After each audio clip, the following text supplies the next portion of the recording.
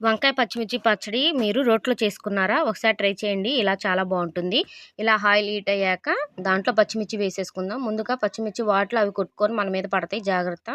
తర్వాత టమాటా వేసేద్దాం. ఇప్పుడు ఈ 2 కలిసి కొట్టేసుకుంటా ఉంటాయి. తర్వాత వంకాయలు వేస్తే సద్దుమణుగుతాయి. ఎందుకంటే మూడో వ్యక్తి చేరితే మనమైనా అంతే కదా! ఇలా మగ్గాక చింతపండు వేసుకుందాం. చింతపండు కూడా కొంచెం లైట్‌గా వేగితే చాలా టేస్ట్ ఉంటుంది. కరివేపాకు కూడా వేసుకుందాం అందులో.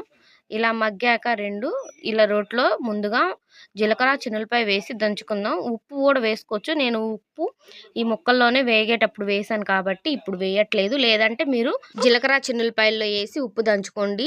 ఇలా దంచుకునేటప్పుడు కూడా పచ్చిమిర్చి నలగవు. జాగ్రత్త కంట్లో పడుతుంది. పచ్చిమిర్చి టార్గెట్ మొత్తం మన కళ్ళే కాబట్టి జాగ్రత్తగా వేసుకోండి. నేను ఉల్లిపాయలు కూడా వేశాను. క్లిప్ మిస్ అయ్యింది. పెద్ద ఉల్లిపాయలు కూడా వేసి దంచుకోండి. పచ్చడంతా తీసాక ఇలా రోట్లో వేసుకొని ముద్దలు తింటాం. మీకు ఎవరికైనా ఇష్టమా? నాకైతే చాలా ఇష్టం. ప్లీజ్ సబ్స్క్రైబ్ చేసుకోండి. Thank you for watching.